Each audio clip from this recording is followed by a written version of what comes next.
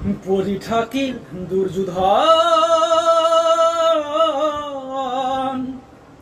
ও ৰথৰ তীৰত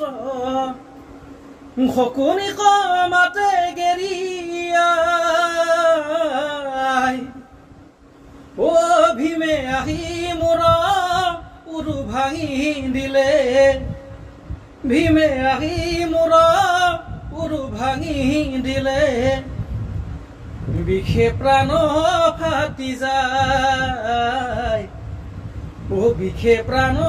ফাটি যায় কৈতো আছ শকুনি